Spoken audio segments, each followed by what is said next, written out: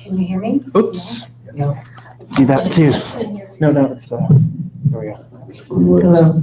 Okay. So thank you, Sebastian Junger and Quested, for coming. My pleasure. Sebastian is a longtime friend of the OPC, having won a David Kaplan Award a while ago, and speaking at the OPC Foundation luncheon last year. We're very happy to have you. If you want to make a few comments first, I was interested in, I think, Nick, you weren't the one who was there mostly doing how many of was it all real footage, or was there any reenactments? There's no reenactments. Okay. So if there's not a bug on the footage, then we probably commissioned it or shot it ourselves, pretty much. Yeah, I stopped war reporting in 2011, and so my role in this was not on the ground shooting or orchestrating people to shoot inside Syria.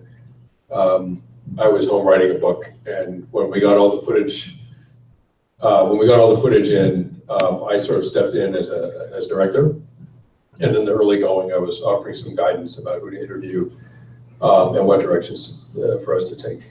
So it was the first time that I made a film, and I didn't have my hand on a camera and wasn't actually in a situation. But it's not. We had extensive conversations about what was appropriate. I come from a filmmaking background, not a journalistic background, so I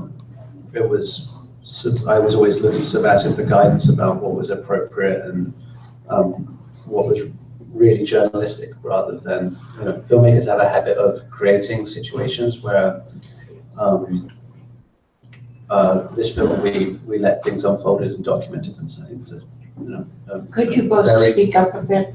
Want to speak more loudly? I maybe I'll put the mic closer. I feel like it feels like there's a voice from the heavens when I talk like this. Yeah. There was some amazing footage, wasn't it? Wait, for videotaping. Yes, okay. There was some amazing footage there. If you have a question. Was some of it taken by local people? It looked like it. Yeah, so we built a network of journalists and activists in northern Syria. I used two fixers there, Mahmoud al-Bashar and Yassi al-Hajj. And we discussed the type of footage that we wanted and the type of groups we wanted access to. So you see Al-Roshan attacking a ISIS village. You see with the FSA, we also employed a group of researchers to find all those little bits of footage that are crucial for the beginning, for the telling of the war, like the 3 tanks that went into Aleppo in the beginning. That came from the researchers. That's very hard footage to find. And also, obviously, the family that we show in the film, in Syria. I mean, the problem with Syria wasn't that there was danger on the battlefield. That's a danger that can be mitigated if you're careful. The real danger in Syria was the danger of being kidnapped and killed by ISIS. And so the family that we worked with, they were in ISIS-held territory. It would have been completely impossible to go in there ourselves and shoot them in that situation. I mean, inconceivable, obviously. So we got a camera to them, and they self-documented. And we were, Nick and I talked a lot about it. You would never ask people in that kind of situation to do anything for you, right? We were very clear with them. Self-document, but only make decisions that you yourselves are making for your own welfare. And eventually, those decisions, they decided to flee ISIS territory, which was a very risky thing to do. And we were incredibly lucky, because not only did they get through safely, but these 2 guys who had never shot video in their lives shot some of the most moving, profound footage of the entire film. And it really is amazing to me. Then once they got to Turkey, Nick joined them and was able to shoot them himself. But so it's just important that you understand how that all evolved as well. Are they still in Turkey? Yeah, they're in Turkey. They're living in Izmir. They're doing okay. They opened a shop recently that sells sort of Syrian stuff because the Syrians in Ishmael are very underserved. So they've opened a shop and they're doing okay. The kids are doing great. I wonder if you could talk a little bit about the, what the final lesson is. I mean, part of it seemed to be violence begets violence. But at one point in your narration, Sebastian, you said what's the difference between the Americans in Iraq and then Assad against the Syrians? People are dying in each case. But then for the Americans, they didn't go in, and Obama waffled. Then they did go in, and speaking as Americans, it's hard to know when should we go in, when shouldn't we go in. Yeah, it's very hard to know when to go in and when not to go in, obviously. And my point was that every society is sort of blind to its own violence, really. So. And people aren't particularly rational in how they evaluate violence. So Assad has killed far more people than ISIS, but ISIS, because of the public nature of their violence, are sort of known as the bad guys, and they're terrible people. I mean, I'm not defending them, but what we forget in America, the news consumer forgets that Assad is roughly 8 times as bad if you're just judged by the amount of people killed. Likewise, we wouldn't want to be judged alongside Assad because we would look terrible. I mean, the United States has killed far more civilians than Assad ever will, and so it really. And I'm not saying, and my father grew up in Europe. He is a war refugee to this country. I'm not. This isn't an anti-war statement on my part. We do have to be sort of like honest in how we calculate the harm that nations do in the world and the good that nations do. We've done a lot of good as well.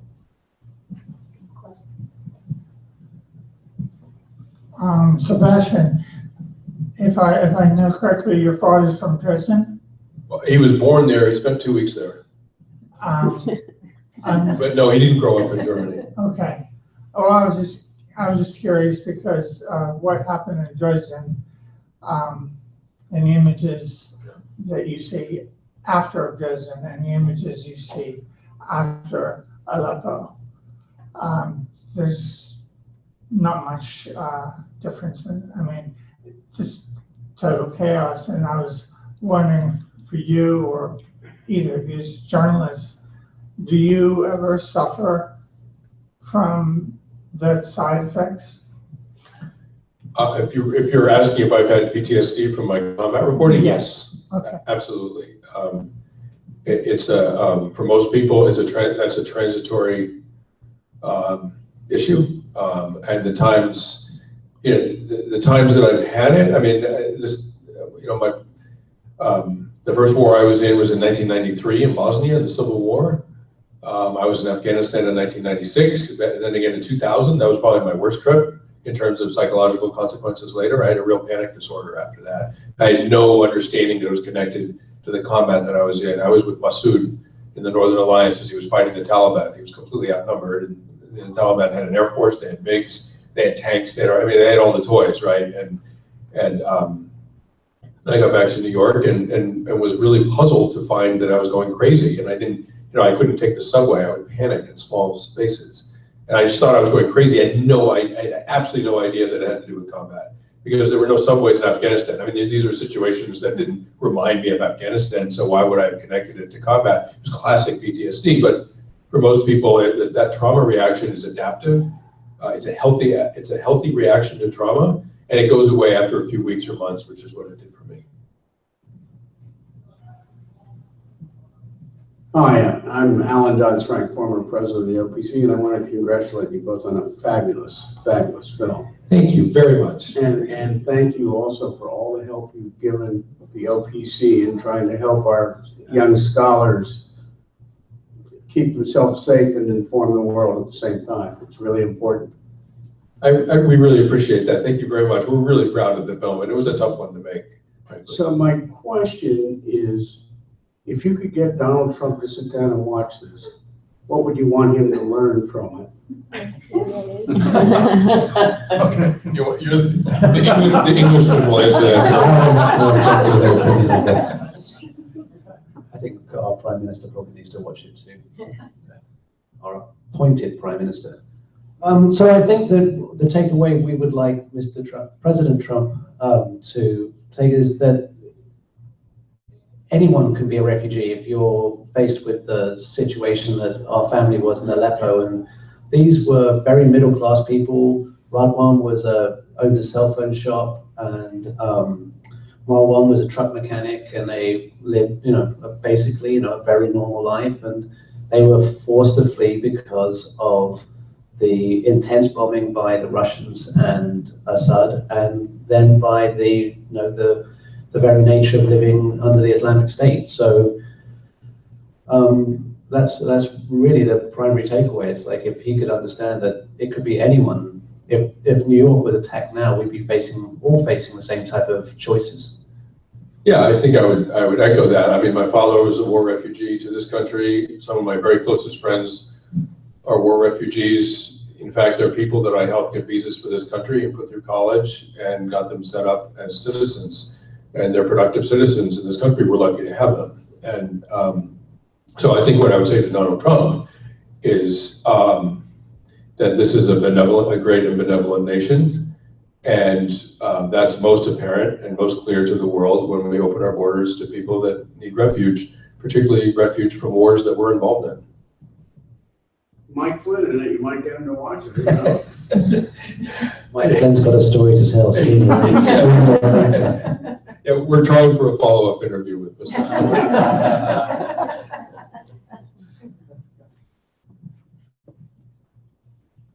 Hi, I'm just wondering, how did you get the footage in and out from the family? Were you running cars back and forth somehow? And also, do you just think Syria is going to carry on in the same sorry state that it is now, or do you see any prospect for change?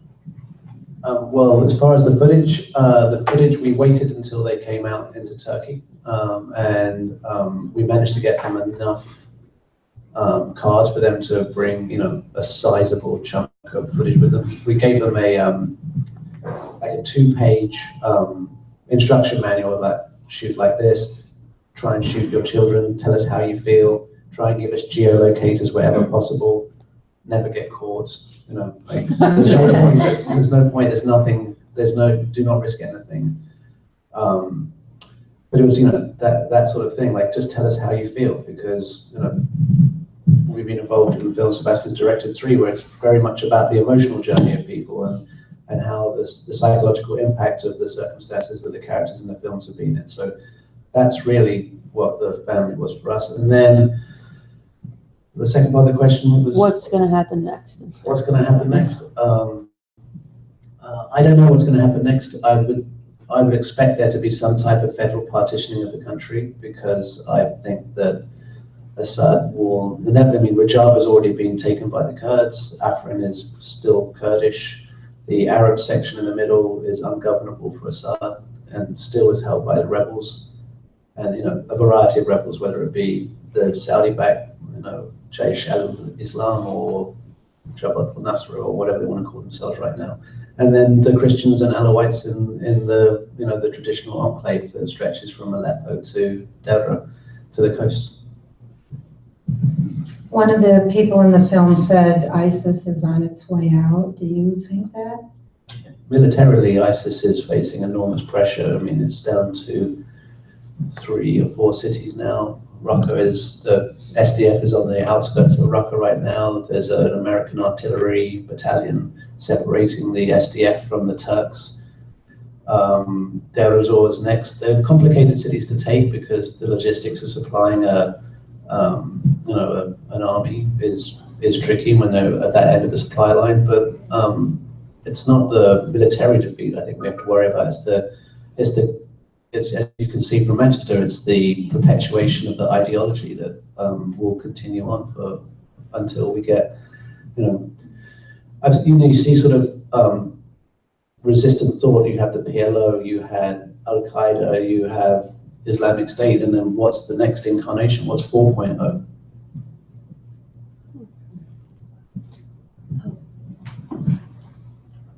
Hi, I have a question about, was this commissioned by National Geographic Channel? And if it was, or was it a sale, like post, you know? That was commissioned. It was commissioned. How did you convince them? I'm just curious because it's such a, you know, the subject matter is like, you know, the first reaction will be, who cares? Which is basically what you guys. We're still wondering how we convinced Well, them. we did sell them something else. That's true. Well, they were, I mean, once they sort of, we went and had a meeting with National Geographic, we pitched them 10 ideas, and they were like, no, no, no, no. And then we sort of getting up and walking out and said, well, we're kind of interested in the war in Syria, and particularly the, you know, how the Islamic State works and its use of its use of propaganda. And they were like, oh. And then 2 weeks later, they said, we want to make a film about that. And then so we started hashing out, you know, clarifying our sort of ideas. And then once we did that, they said yes. And then the boat was basically left. They were pregnant at that point, and that's it. They're having a baby. And the other follow-up question is, do you see any real commitment on the part of either the European or in this country to try to find a diplomatic solution? Because as ISIS controlled territory diminishes, a lot of these guys who are from Europe are going to go back to Europe. And I remember interviewing intel people in France many years ago, and they were like, we're not interested in having these people back. Off the record, but that's what they were telling you. So isn't it, you know, and when I talk to people from the intelligence communities in this country about like the Iran-Iraq war, it was the same logic. It's pox on both houses. As long as they're, you know, fight each other, it's great. They're busy there. That was kind of like the long-term strategy here. So do you see any interest in actually seeing either a conclusion to this war, and then you're going to have the same blowback that you had after Afghanistan with all these people coming out in the early 90s and creating all the problems that we've seen afterwards? So.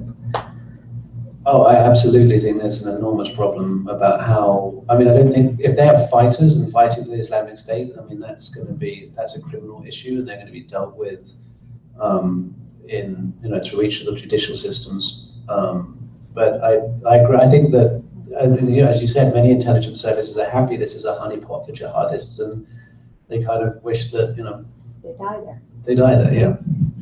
Keep in mind, it may be hard for them to get out of Syria and northern Iraq. I mean, the populace knows who they are. I mean,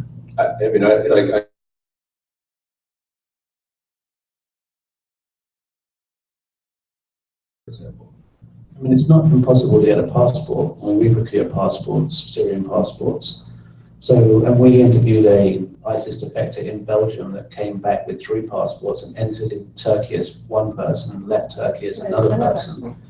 And it depends what their goal is. Is their goal to reintegrate, or is their goal to go and cause damage? But there's definitely going to be some, yeah, tragedy. I was struck in this section with Putin, where it was said that the goal was, Assad's goal was to go after the middle, so there were 2 extremes left. And do you think Putin just did Assad's will in that, and that was the Russian intent to not go after ISIS, but go after average middle-class people? Well, I think the goal the goal of going after the population is to remove the support mechanism for the FSA. So there was no middle ground for people to stand on. So it's impossible. And then they could just, you know, as you can see, they are ruthless in their aerial assault. There's not only is there Scud missiles, these the barrel bombs are, you know, can be as simple as a piece of metal pipe stuffed with TNT with a fuse on it, and they just get pushed out the helicopter with fins on the side of them, and they drop down, and they'll level a house, even a wall. They're, you know, it's 200 pounds of TNT. That's quite a big bang. So yeah, I think that the polarizing of the situation was exactly what they wanted to do.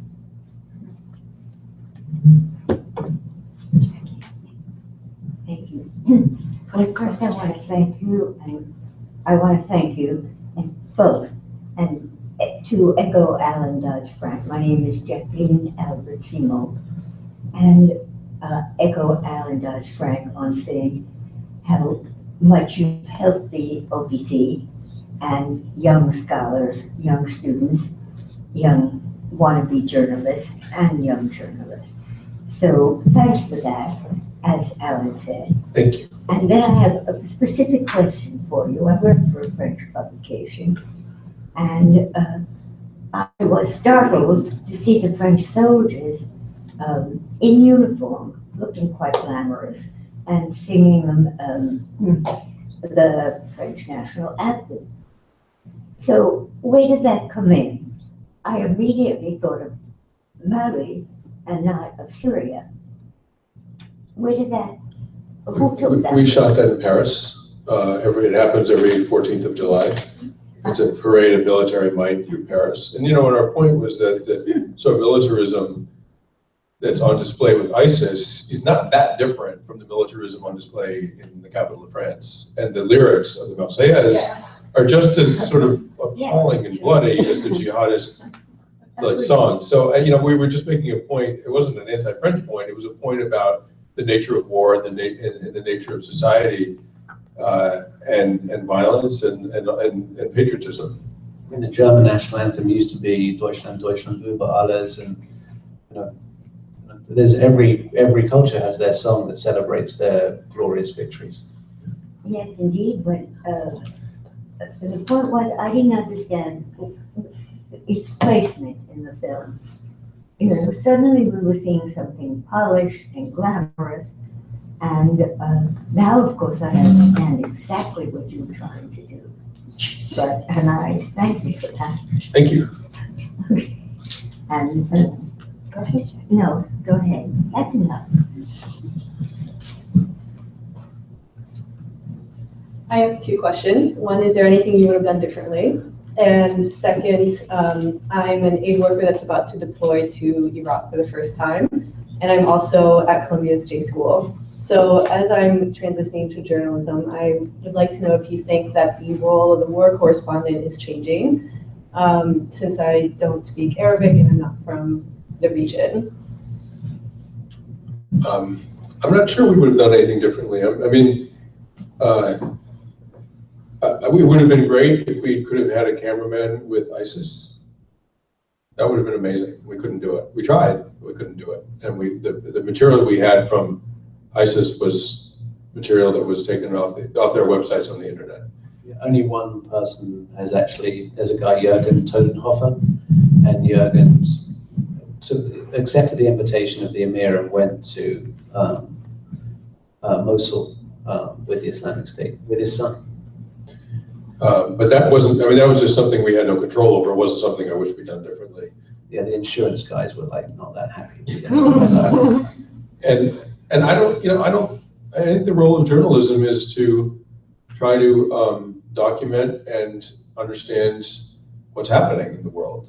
And I don't think that will ever change. I hope it doesn't change. The mechanism for doing that, the technical means, the cultural and political environment that happens in changes, but it's like the role of doctors is to cure illness, to help people, to alleviate suffering, and the role of journalism is to bring the truth out.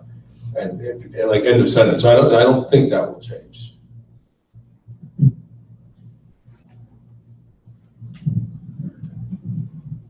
Since it hasn't really yet happened in terms of a conflict, how would you apply what you were portraying to what might happen in North Korea?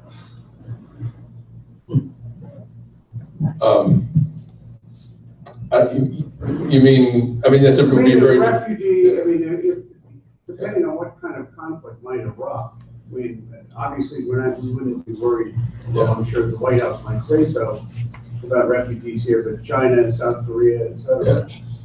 I think the world has a duty to take in desperate people who are fleeing violence. All countries in the world.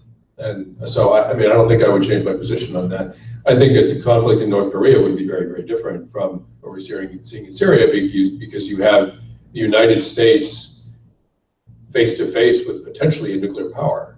and an incredibly vulnerable population in South Korea, allies of ours. So that's a really different situation from Syria. But ultimately, if that happens and there are refugees, they're the world's to take care of, and we're part of the world.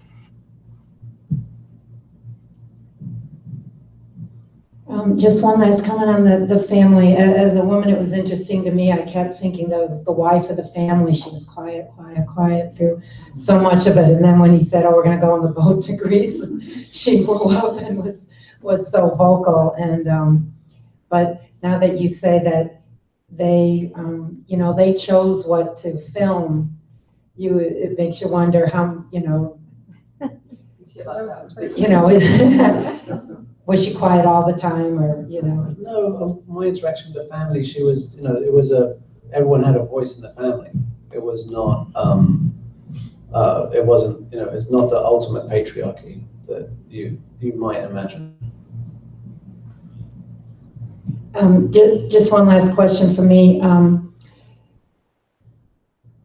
You didn't really deal with the role of religion, and I just wondered how much you think the problems there, ISIS, which uses religious terminology all the time, is due to religion or just power politics and economics. Well, in the region, religion and demographics are very similar.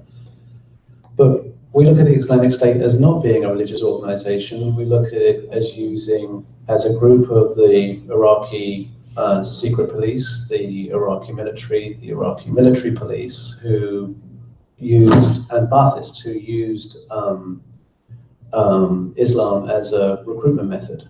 I mean, that was really their marketing tool. When we talked to Abu Sayyaf, the Al Qaeda,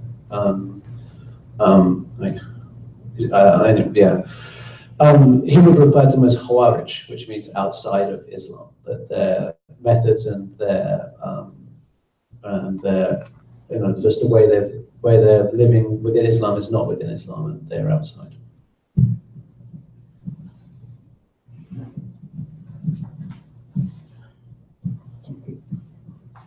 I have a background in that area 40 to 50 years ago, and this is my first update. So it's sort of awesome. Oh, thank you. And I thank you. It was just a wonderful film. Thank you very much.